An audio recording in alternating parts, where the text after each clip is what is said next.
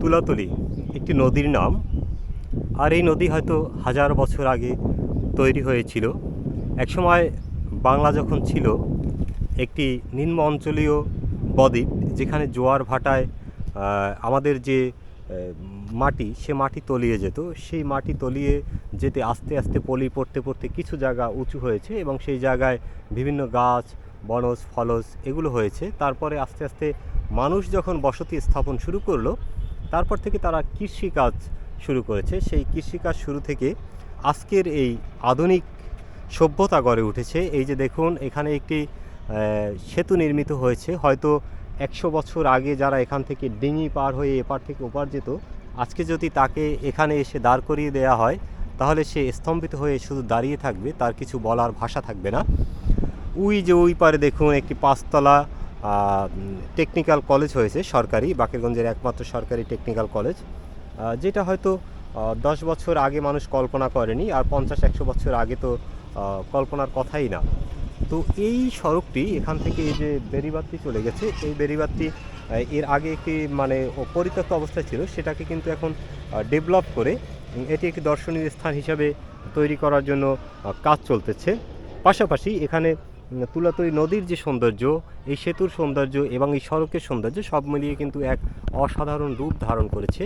আর এটি আপনাদেরকে লোকেশনটি জানিয়ে দিই, এটি হচ্ছে বাংলাদেশের দক্ষিণের জেলা বরিশালের সেই নদীবেষ্টিত বাকেরগঞ্জ উপজেলা, যেখানে 10টি নদী রয়েছে অলিখিতভাবে।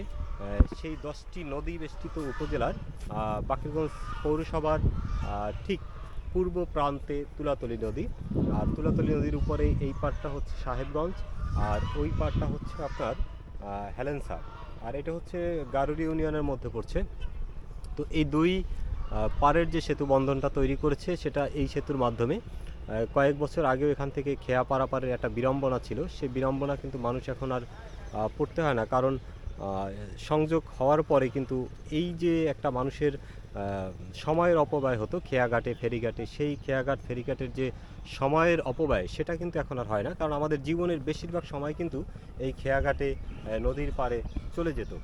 যাই হোক দর্শক, আজকের এই ভিডিওটি আমি এখানে শেষ করব। তার আগে আপনাদের একটু সেতুর যে নিচের দিকটি, সেই দিকটি এটাকে গার্ডার সেতু বলা হয়, যেটা নদীর মধ্যে অনেকটা প্রতিবন্ধকতা সৃষ্টি করে, জোয়ার ভাটার যে প্রতিবন্ধকতা এবং নদীর নভ্যতা হারানোর সম্ভাবনা থাকে। কারণ এখানে স্পান সংখ্যা কমিয়ে তারপরে যদি এই সেতু নির্মাণ করা হয়, তাহলে পানির প্রবাহ কিছুটা স্বাভাবিক থাকে। সেই পানির প্রবাহ কিন্তু স্বাভাবিক রাখার জন্য অনেক জায়গায় কিন্তু, যেমন আমাদের পায়রা সেতু, সেখানে কিন্তু একটি গার্ডার বসানো হয়েছে, যেটি কিন্তু পদ্মা সেতুর চেয়েও বড়।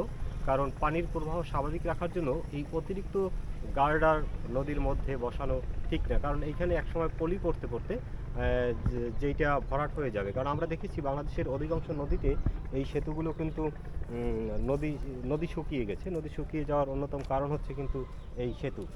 যাই হোক, পরবর্তীতে দেশে কোনো উন্নয়নমূলক কাজ হলে সেক্ষেত্রে সরকার ভাববে যে কীভাবে আমাদের নদীকে বাঁচিয়ে রাখা যায়, এবং সেখান থেকেই কিন্তু আধুনিক যে আমাদের যোগাযোগ ব্যবস্থা, সেই ব্যবস্থার উন্নতি হবে।